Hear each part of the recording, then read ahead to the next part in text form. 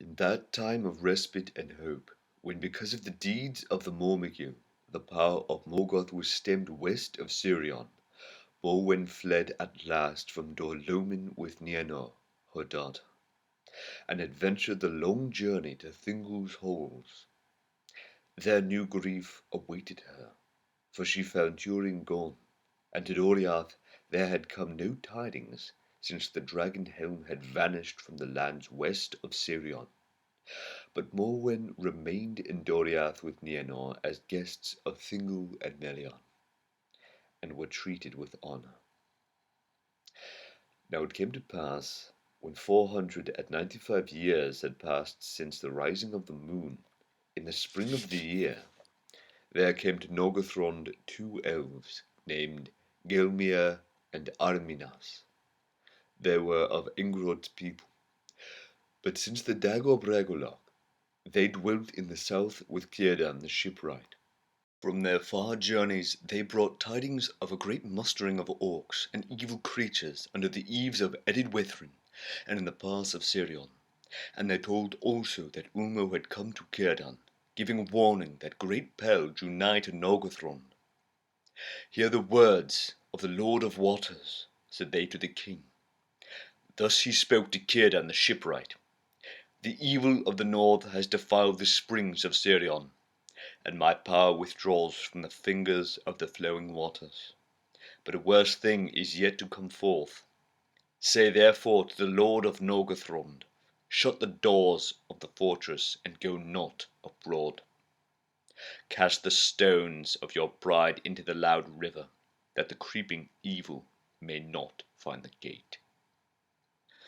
Ordredreth was troubled by the dark words of the messengers, but Túrin would by no means hearken to these counsels, and least of all would he suffer the great bridge to be cast down, for he was become proud and stern, and would order all things as he wished.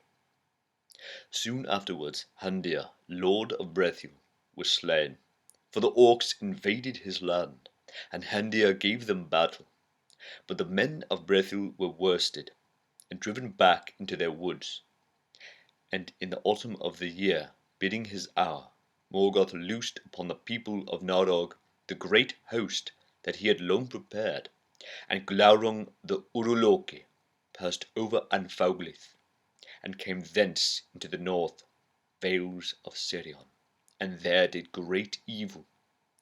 Under the shadows of Ch.21 he defiled the Eifel Ivrin, and thence he passed into the realm of Nargothrond, and burned the Talath Dianen, the guarded plain between Narog and Teiglin. Then the warriors of Nargothrond went forth, and tall and terrible on that day looked Túrin, and the heart of the host was upheld, as he rode on the right hand of Ordredreth. But greater far was the host of Morgoth than any scouts had told, and none but Túrin, defended by his dwarf mask, could withstand the approach of Glaurung. And the elves were driven back and pressed by the orcs into the field of Tumhalad, between Ginglith and Narog, and there they were penned. On that day all the pride and host of Nargothrond withered away, and Ordredreth was slain in the forefront of the battle, and Gwyndor son of Gwilyn was wounded to the death. But Túrin came to his aid, and all fled before him, and he bore Gwyndor out of the rout, and escaping into a wood, there laid him on the grass. Then Gwyndor said to Túrin, "Let bearing pay for bearing, but ill-fated was mine, and vain is thine, for my body is marred beyond healing, and I must leave Middle-earth. And though I love thee, son of Hurin, yet I rue the day that I took thee from the orcs. But for thy prowess and thy pride, still I should have love and life, and Nargothrond should yet stand a while. Now if thou love me, leave me, hast thee to Nargothrond, and save Bindulas. And this last I say to thee, she alone stands between thee and thy doom. If thou fail her, it shall not fail to find thee. Farewell." Then Túrin sped back to Nargothrond, mustering such of the rout as he met with on the way. And the leaves fell from the trees in a great wind as they went, for the autumn was passing to a dire winter.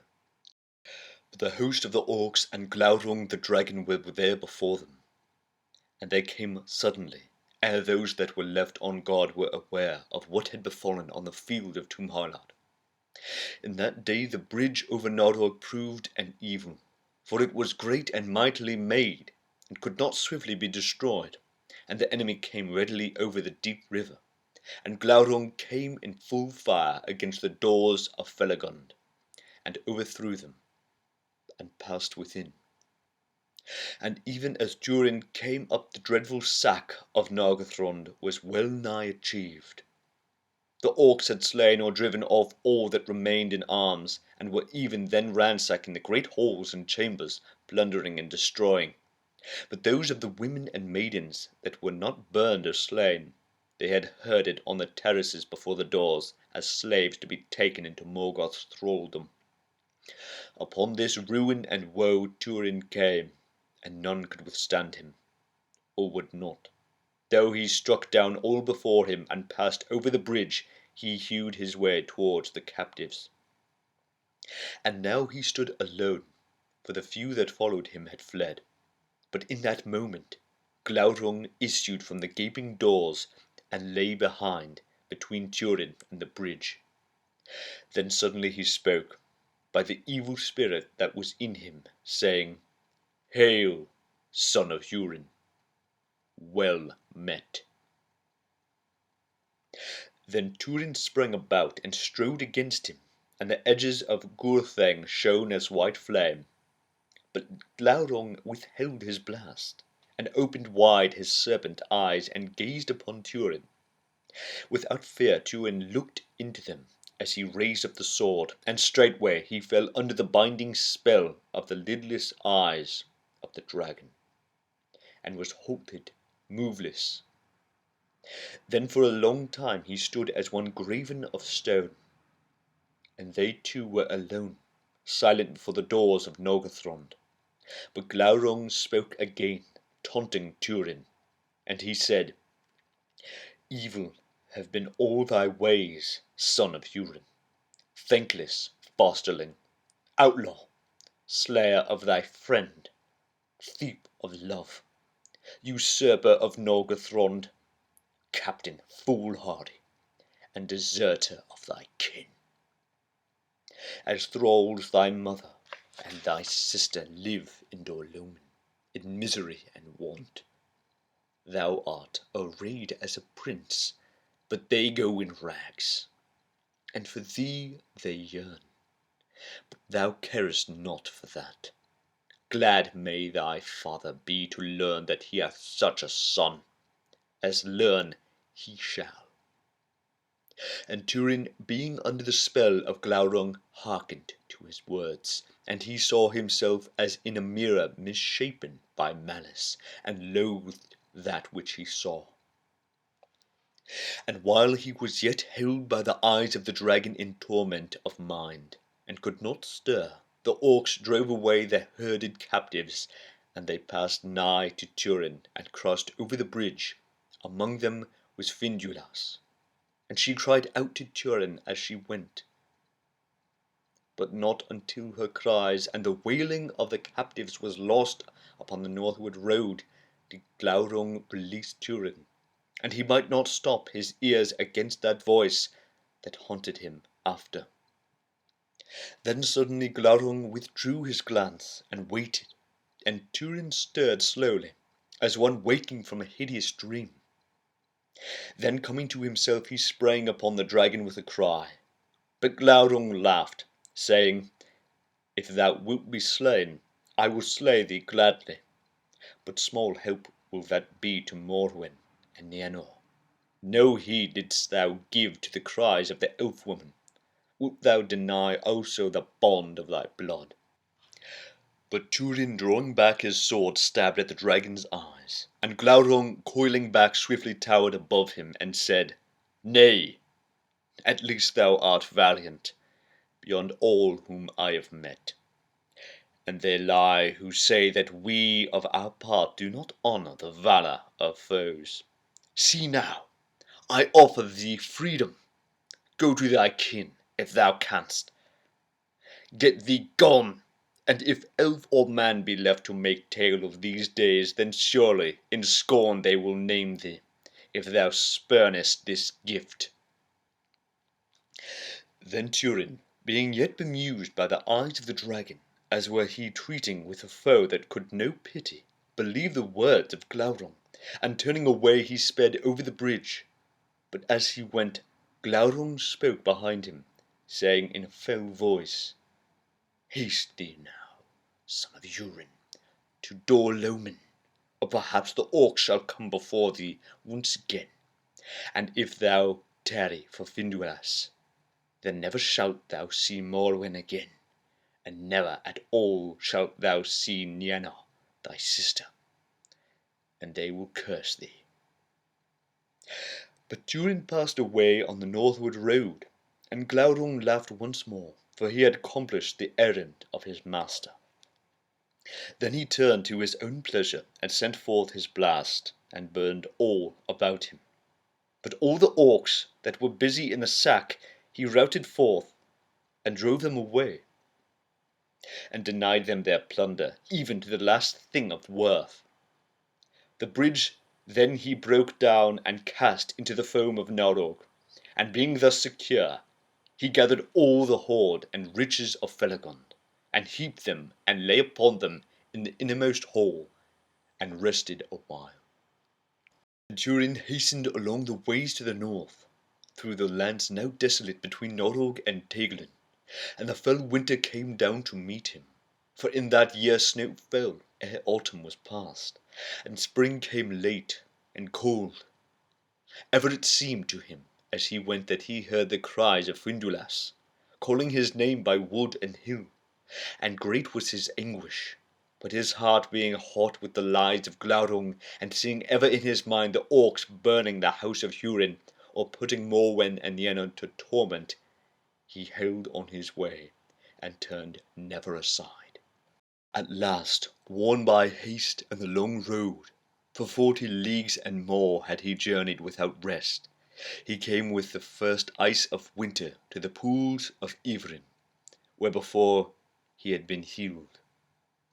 But they were now but a frozen mire, and he could drink there no more. Thus he came hardily by the passes of Dor Lomin, through bitter snows from the north, and found again the land of his childhood.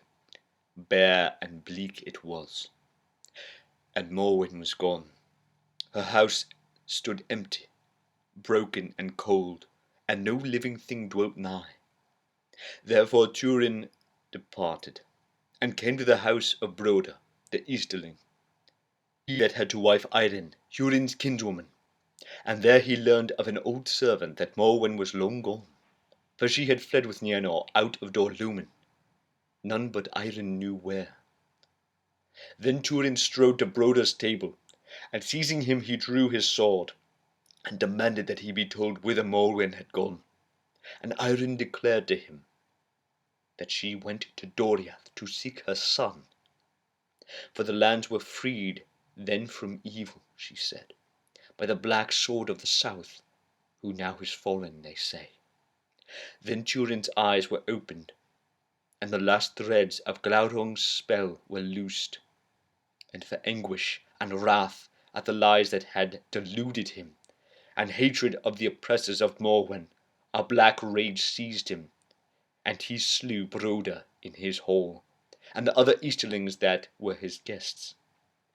Thereafter he fled out into the winter, a hunted man. But he was aided by some that remained of Hedor's people, and knew the ways of the wild. And with them he escaped through the falling snow, and came to an outlaw's refuge in the southern mountains of Dor Lomin. Thence Túrin passed again from the land of his childhood, and returned to Sirion's vale. His heart was bitter, for to Dor Lomin he had brought only greater woe upon the remnant of his people, and they were glad of his going, and this comfort alone he had, that by the prowess of the black sword the ways to Doriath had been laid open to Morwen. And he said in his thought, then those deeds wrought not evil to all, and where else might I have better bestowed my kin, even had I come sooner? For if the girdle of Melion be broken, then last hope is ended. Nay, it is better indeed as things be, for a shadow I cast wherever so I come. Let Melion keep them, and I will leave them in peace unshadowed for a while. Now Túrin, coming down from Edwithrin, sought for Finduilas in vain, roaming the woods beneath the mountains, wild and wary as a beast, and he waylaid all the roads that went north to the pass of Sirion. But he was too late, for all the trails had grown old, or were washed away by the winter. Yet thus it was that passing southwards down Teigland, Túrin came upon some of the men of Brethil that were surrounded by orcs, and he delivered them, for the orcs fled from Gurthang. He named himself Wild Man of the Woods, and they besought him to come and dwell with them. But he said that he had an errand yet unachieved, to seek Finduilas, Ullidreth's daughter of Nargothrond. Then Dorlas, the leader of those woodmen, told the grievous tidings of her death. For the men of Brethil had waylaid at the crossings of Teigland the orc host that led the captives of Nargothrond, hoping to rescue them. But the orcs had at once cruelly slain their prisoners, and Finduilas they pinned to a tree with a spear. So she died, saying at the last, tell the Mormagil that Finduilas is here. Therefore they had laid her in a mound near that place, and named it Hard en Eleth, the mound of the elf maid. Túrin bade them lead him thither, and there he fell down into a darkness of grief that was near death. Then Dorlas, by his black sword, the fame whereof had come even into the deeps of Brethil, and by his quest of the king's daughter, knew that this wild man was indeed the Mormagil of Nargothrond, whom rumour said was the son of Túrin of Dorlomen. Therefore the woodmen lifted him up, and bore him away to their homes. Now those were set in a stockade upon a high place in the forest, Ethel Brandir, upon Oman Obel, for the people of Harath were now dwindled by war, and Brandir, son of Handir, who ruled them, was a man of gentle mood, and lame also from childhood, and he trusted rather in secrecy than in deeds of war to save them from the power of the north. Therefore he feared the tidings that Dorlas brought, and when he beheld the face of Túrin as he lay on the bier, a cloud of foreboding lay on his heart. None the less, being moved by his woe, he took him into his own house and tended him, for he had skill in healing. And with the beginning of spring Túrin cast off his darkness and grew hale again, and he arose, and he thought he would remain in Brethil hidden, and put his shadow behind him, forsaking the past. He took therefore a new name, Turambar, which in the high elven speech signified Master of Doom, and he besought the woodmen to forget that he was a stranger among them or ever bore any other name. None the less he would not wholly leave deeds of war, for he could not endure that the orcs should come to the crossings of Teigland, or draw nigh to Haud en Eleth, and he made that a place of dread for them, so that they shunned it.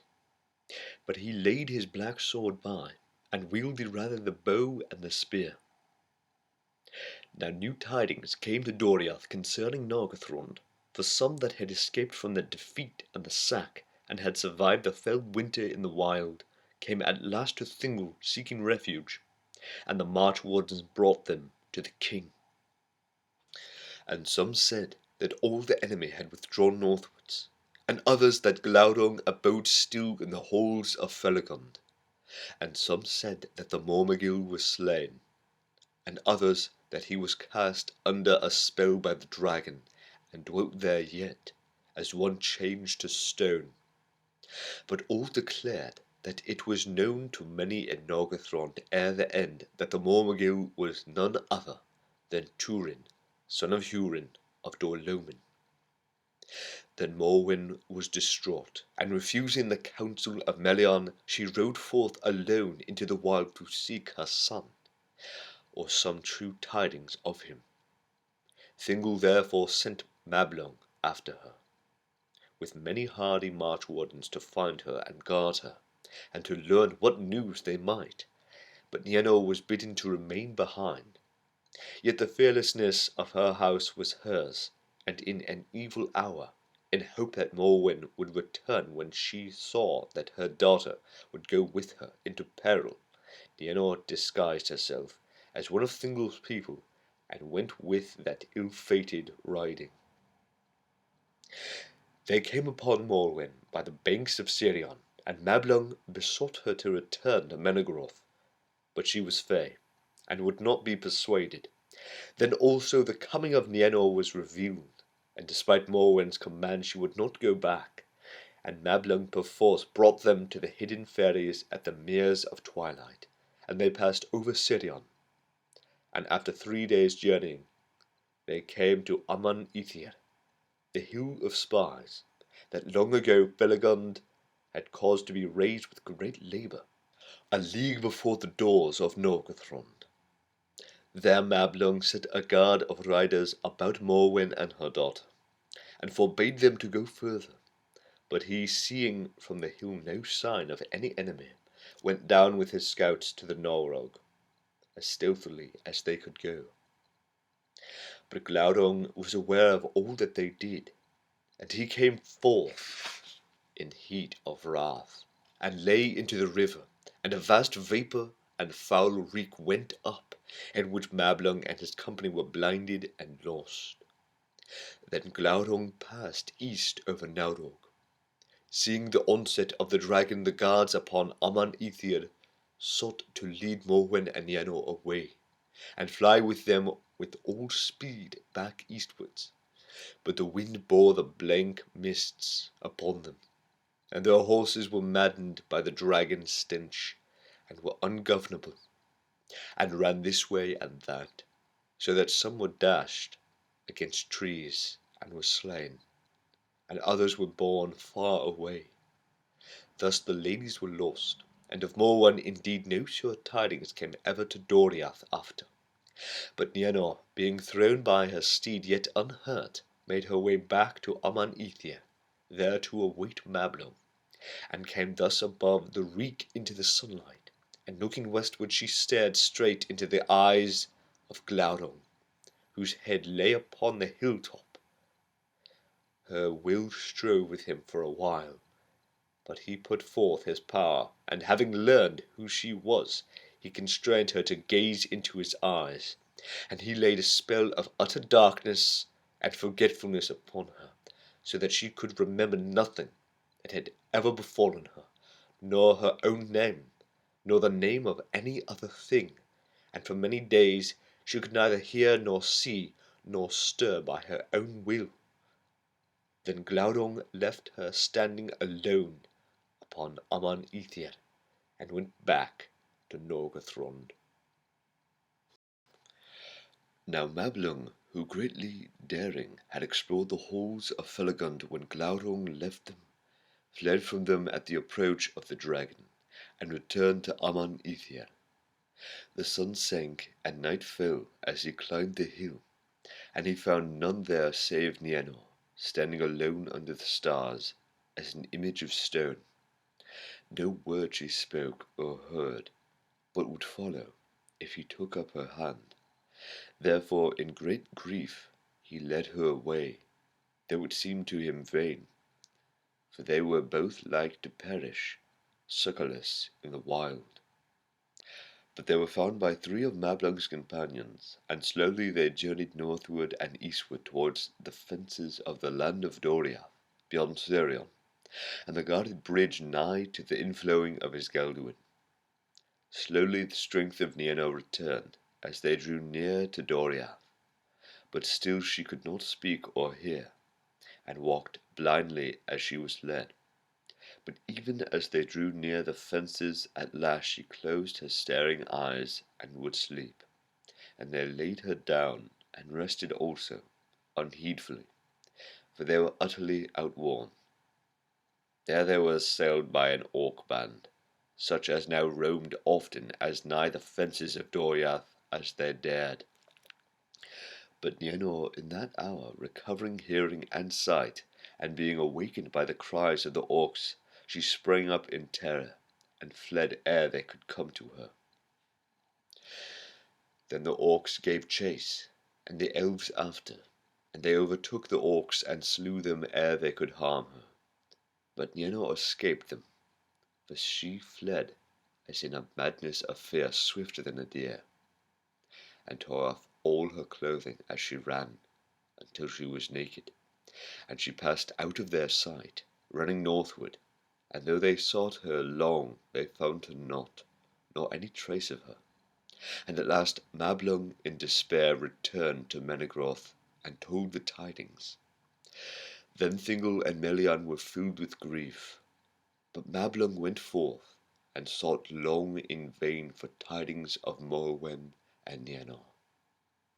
But Nienor ran on into the woods until she was spent, and then fell and slept, and awoke, and it was a sunlit morning, and she rejoiced in light as it were a new thing, and all things else that she saw seemed new and strange, for she had no names for them. Nothing did she remember save a darkness that lay behind her, and a shadow of fear. Therefore she went warily as a hunted beast, and became famished, for she had no food and knew not how to seek it. But coming at last to the crossings of Teglin, she passed over, seeking the shelter of the great trees of Brethil, for she was afraid, and it seemed to her that the darkness was overtaking her again from which she had fled. But it was a great storm of thunder that came up from the south, and in terror she cast herself down upon the mound of Haud en Eleth, stopping her ears from the thunder. But the rain smote her and drenched her, and she lay like a wild beast that is dying. There Turambar found her, as he came to the crossings of Teglin, having heard a rumour of orcs that roamed near, and seeing in a flare of lightning the body, as it seemed, of a slain maiden, lying upon the mound of Findulas, he was stricken to the heart. But the woodmen lifted her up, and Turambar cast his cloak about her, and they took her to a lodge near by, and warmed her, and gave her food. And as soon as she looked upon Turambar, she was comforted, for it seemed to her that she had found at last something that she sought in her darkness, and she would not be parted from him. But when he asked her concerning her name and her kin, and her misadventure, then she became troubled as a child that perceives that something is demanded, but cannot understand what it may be, and she wept. Therefore Turambar said, "Do not be troubled. The tale shall wait, but I will give you a name, and I will call you Níniel, Tear Maiden."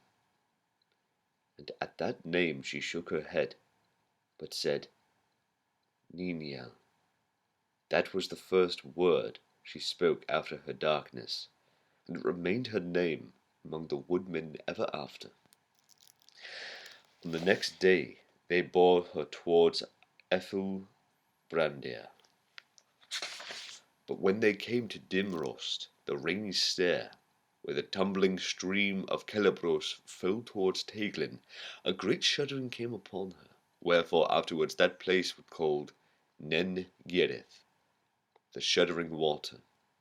Ere she came to the home of the woodmen upon Amon Obel, she was sick of a fever, and long she lay thus, tended by the women of Brethil, and they taught her language as to an infant. But ere the autumn came, by the skill of Brandir, she was healed of her sickness, and she could speak. But nothing did she remember of the time before she was found by Turambar on the mound of Haud en Eleth, and Brandir loved her. But all her heart was given to Turambar. In that time the woodmen were not troubled by the orcs, and Turambar went not to war, and there was peace in Brethil. His heart turned to Níniel, and he asked her in marriage. But for that time she delayed in spite of her love. For Brandir foreboded he knew not what, and sought to restrain her, rather for her sake than his own, or rivalry with Turambar. And he revealed to her that Turambar was Túrin, son of Hurin, and though she knew not the name, a shadow fell upon her mind. But when 3 years were past since the sack of Nargothrond, Turambar asked Níniel again, and vowed that now he would wed her, or else go back to war in the wild. And Níniel took him with joy, and they were wedded at the midsummer, and the woodmen of Brethil made a great feast. But ere the end of the year, Glaurung sent orcs of his dominion against Brethil, and Turambar sat at home deedless, for he had promised to Níniel that he would go to battle only if their homes were assailed. But the woodmen were worsted, and Doriath upbraided him that he would not aid the people that he had taken for his own. Then Turambar arose and brought forth again his black sword, and he gathered a great company of the men of Brethil, and they defeated the orcs utterly. But Glaurung heard tidings that the black sword was in Brethil, and he pondered what he heard, devising new evil. In the spring of the year, after Níniel conceived, and she became wan and sad, and at the same time there came to Brandir the first rumours that Glaurung had issued from Nargothrond. Then Turambar sent out scouts far afield, for now he ordered things as he would, and few gave heed to Brandir. As it drew near to summer, Glaurung came to the borders of Brethil, and lay near the west shores of Teiglen. And then there was great fear among the woodfolk, for it was now plain that the great worm would assail them and ravage their land, and not pass by, returning to England as they had hoped. They sought therefore the counsel of Turambar, and he counselled them that it was vain to go against Glaurung with all their force, for only by cunning and good fortune could they defeat him. He offered therefore himself to seek the dragon on the borders of the land, and bade the rest of the people to remain at Brandir, but to prepare for fight. For if Glaurung had the victory, he would come first to the woodmen's homes to destroy them, and they could not hope to withstand him. But if they then scattered far and wide, then many might escape, for Glaurung would not take up his dwelling in Brethil, and would return soon to Nargothrond. Then Turambar asked for his companions willing to aid him in his peril, and Doriath stood forth, but no others. Therefore Doriath upbraided the people, and spoke scorn of Brandir, who could not play the part of the heir of the house of Haleth. And Brandir was shamed before his people, and was bitter at heart. But Hunthor, kinsman of Brandir, asked his leave to go in his stead. Then Turambar said farewell to Níniel, and she was filled with fear and foreboding, and their parting was sorrowful. But Turambar set out with his 2 companions and went to Nen Girith. Then Níniel, being unable to endure her fear, and unwilling to wait in the Ephod tidings of Turambar's fortune, set forth after him, and a great company went with her. At this Brandir was filled all the more with dread, and he sought to dissuade her and the people that would go with her from this rashness, but they heeded him not. Therefore he renounced his lordship, and all love for the people that had scorned him, and having not left but his love for Níniel, he girt himself with a sword and went after her, but being lame he fell far behind. Now Turambar came to Nen Girith at sundown, and there he learned that Glaurung lay on the brink of the high shores of Teiglen, and was like to move when night fell. Then he called those tidings good, for the dragon lay at Cabed en Aras, where the river ran in a deep and narrow gorge that a hunted deer might overleap. And Turambar thought that he would seek no further, but would attempt to pass over the gorge. Therefore he purposed to creep down at dusk, and descended into the ravine under night, and cross over the wild water, and then to climb up the further cliff, and so come to the dragon beneath his guard.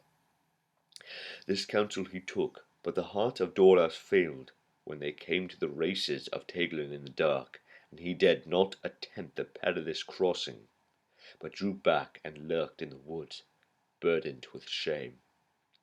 Turambar and Hunthor, none the less, crossed over in safety, for the loud roaring of the water drowned all other sounds, and Glaurung slept. But ere the middle night the dragon roused, and with a great noise and blast cast his forward part across the chasm, and began to draw his bulk after. Turambar and Hunthor were well nigh overcome by the heat and the stench, as they sought in haste for a way up to come at Glaurung, and Hunthor was slain by a great stone that was dislodged from on high by the passage of the dragon, and smote him on the head and cast him into the river. So he ended, of the house of Hareth not the least valiant. Then Turambar summoned all his will and courage and climbed the cliff alone, and came beneath the dragon. Then he drew Gurthang, and with all the might of his arm and of his hate he thrust it into the soft belly of the worm, even up to the hilts. But when Glaurung felt his death pang, he screamed, and in his dreadful throe he heaved up his bulk and hurled himself across the chasm, and there lay lashing and coiling in his agony. And he set all in a blaze about him, and beat all to ruin, until at last his fires died, and he lay still. Now Gurthang had been wrested from Turambar's hand in the throe of Glaurung, and it clave to the belly of the dragon. Turambar therefore crossed the water once more, desiring to recover his sword and to look upon his foe, and he found him stretched at his length, and rolled upon one side, and the hilts of Gurthang stood in his belly. Then Turambar seized the hilts, and set his foot upon the belly, and cried in mockery of the dragon and his words at Nargothrond, "Hail, worm of Morgoth! Well met again! Die now, and the darkness have thee. Thus is Túrin son of Túrin avenged." Then he wrenched out the sword, but a spout of black blood followed it, and fell on his hand, and the venom burned it. And thereupon Glaurung opened his eyes, and looked upon Turambar with such malice that it smote him as a blow. And by that stroke, and the anguish of the venom, he fell into a dark swoon, and lay as one dead, and his sword was beneath him. The screams of Glaurung rang in the woods, and came to the people that waited at Nen Girith, and when those that looked forth heard them, and saw afar the ruin and burning that the dragon made, they deemed that he had triumphed, and was destroying those that assailed him. And Níniel sat and shuddered beside the falling water. And at the voice of Glaurung her darkness crept upon her again, so that she could not stir from that place of her own will. Even so Brandir found her, for he came to Nen Girith at last, limping wearily, and when he heard that the dragon had crossed the river, and had beaten down his foes, his heart yearned towards Níniel in pity. Yet he thought also, Turambar is dead, but Níniel lives. Now it may be that she will come with me, and I will lead her away, and so we shall escape from the dragon together. After a while, therefore, he stood by Níniel, and he said, "Come, it is time to go. If you will, I will lead you." And he took her hand, and she rose silently and followed him. And in the darkness none saw them go. But as they went down the path of the crossings, the moon rose and cast a grey light on the land. And Níniel said, "Is this the way?" And Brandir answered that he knew no way, save to flee as they might from Glaurung, and escape into the wild. But Níniel said, "The black sword was my beloved and my husband. To seek him only do I go. What else could you think?" And she sped on before him. Thus she came towards the crossings of Teglin, and beheld Had and Eleth in the white moonlight. And great dread came on her. Then with a cry she turned away, casting off her cloak, and fled southward along the river, and her white raiment shone in the moon. Thus Brandir saw her from the hillside, and turned to cross her path. But he was still behind her when she came to the ruin of Glaurung nigh the brink of Cabed and Aras. There she saw the dragon lying, but she heeded him not, for a man lay beside, and she ran to Turambar, and called his name in vain. Then finding that his hand was burned, she washed it with tears, and bound it about with a strip of her raiment. And she kissed him, and cried on him again to awake. Thereat Glaurung stirred for the last time ere he died, and he spoke with his last breath, saying, "Hail, Nienor, daughter of Túrin. We meet again ere the end. I give thee joy that thou hast found thy brother at last, and now thou shalt know him, a stabber in the dark, treacherous to foes, faithless to friends, and a curse unto his kin, Túrin, son of Túrin. But the worst of all his deeds thou shalt feel in thyself." Then Glaurung died, and the veil of his malice was taken from her, and she remembered all the days of her life. Looking down upon Túrin, she cried, "Farewell, O twice beloved! E Túrin Turambar, Túrin Ambartanen, master of doom, by doom mastered. O happy to be dead!" Then Brandir, who had heard all, standing stricken upon the edge of ruin, hastened towards her. But she ran from him distraught with horror and anguish, and coming to the brink of Cabed and Aras, she cast herself over, and was lost in the wild water. Then Brandir came and looked down, and turned away in horror, and though he no longer desired life, he could not seek death in that roaring water. And thereafter no man looked again upon Cabed and Aras, nor would any beast or bird come there, nor any tree grow. And it was named Cabed Naoramar, the leap of dreadful doom. But Brandir made his way back to Nen Girith to bring tidings to the people, and he met Dorlas in the woods, and slew him, the first blood that ever he had spilled, and the last. And he came to Nen Girith, and men cried to him, "Have you seen her? For Níniel is gone." And he answered, "Níniel is gone forever. The dragon is dead, and Turambar is dead. And those tidings are good." The people murmured at these words, saying that he was crazed. But Brandir said, "Hear me to the end. Níniel, the beloved, is also dead. She cast herself into Teglin, desiring life no more, for she learned that she was none other than Nienor, daughter of Túrin of Dorlumen, ere her forgetfulness came upon her, and that Turambar was her brother, Túrin, son of Túrin." But even as he ceased, and the people wept, Túrin himself came before them. For when the dragon died, his swoon left him, and he fell into a deep sleep of weariness. But the cold of the night troubled him, and the hilts of Glaurung drove into his side, and he awoke. Then he saw that one had tended his hand, and he wondered much that he was left none the less to lie upon the cold ground. And he called, and hearing no answer, he went in search of aid, for he was weary and sick. But when the people saw him, they drew back in fear, thinking that it was his unquiet spirit. And he said, Nay, be glad, for the dragon is dead, and I live.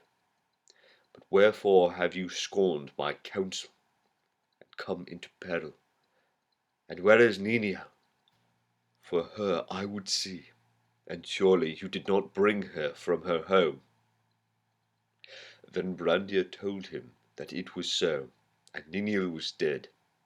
But the wife of Doriath cried out, Nay, lord, he is crazed, for he came here saying that you were dead, and he called it good tidings, but you live. Then Turambar was wrathful, and believed that all Brandir said or did was done in malice towards himself and Níniel, begrudging their love. And he spoke evilly to Brandir, calling him Clubfoot. Then Brandir reported all that he had heard, and named Níniel Nienor, daughter of Túrin. And he cried out upon Turambar with the last words of Glaurung, that he was a curse unto his kin, and to all that harboured him. Then Turambar fell into a fury, for in those words he heard the feet of his doom overtaking him, and he charged Brandir with leading Níniel to her death, and publishing with delight the lies of Glaurung, if indeed he devised them not himself. Then he cursed Brandir and slew him, and he fled from the people into the woods. But after a while his madness left him, and he came to Had and Eleth, and there sat, and pondered all his deeds. And he cried upon Finduilas to bring him counsel, for he knew not whether he would do now more ill to go to Doriath to seek his kin, or to forsake them for ever, and seek death in battle. And even as he sat there, Mablung with a company of grey elves came over the crossings of Teighlin, and he knew Túrin, and hailed him, and was glad indeed to find him yet living, for he had learned of the coming forth of Glaurung, and that his path led to Brethil. And also he had heard report that the black sword of Nargothrond now dwelt there. Therefore he came to give warning to Túrin, and help if need be. But Túrin said, You come too late. The dragon is dead. Then they marvelled, and gave him great praise, but he cared nothing for it, and said, This only I ask, give me news of my kin, for in Doriath I learned that they had gone to the hidden kingdom. Then Mablung was dismayed, but needs must tell to Túrin how Morwen was lost, and Nienor cast into a spell of dumb forgetfulness, and how she escaped them upon the borders of Doriath, and fled northwards.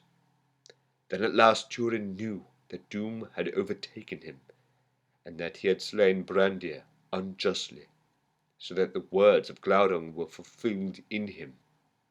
And he laughed as one fey, crying, This is a bitter jest indeed.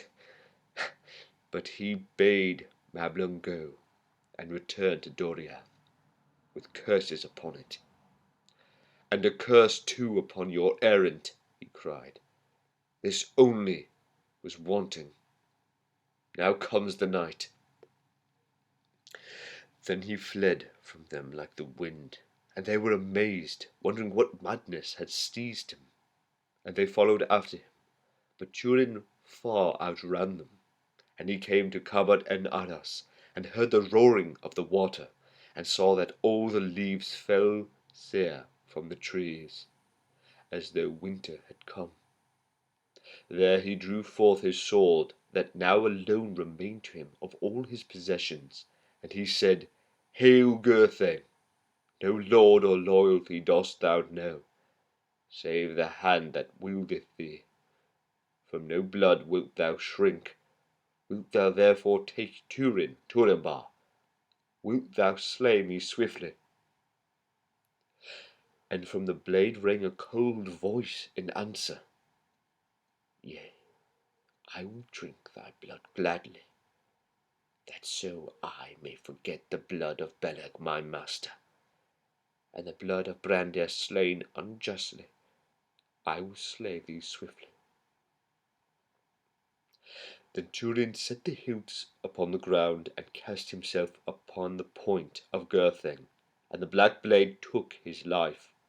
But Mablung and the elves came and looked on the shape of Glaurung lying dead, and upon the body of Túrin, and they grieved. And when men of Brethil came thither, and they learned the reasons of Túrin's madness and death, they were aghast. And Mablung said bitterly, I also have been meshed in the doom of the children of Hurin, and thus with my tidings have slain one that I loved. Then they lifted up Túrin, and found that Gurthing had broken asunder. But elves and men gathered the great store of wood, and they made a mighty burning, and the dragon was consumed to ashes. Túrin they laid in a high mound where he had fallen, and the shards of Gurthing were laid beside him. And when all was done, the elves sang a lament for the children of Hurin, and a great grey stone was set upon the mound, and therefore was carven in runes of Doriath. Túrin Turambar, Dagnir Glaurunga. And beneath they wrote also, Nienor, Níniel. But she was not there, nor was it ever known whither the cold waters of Teglin had taken her.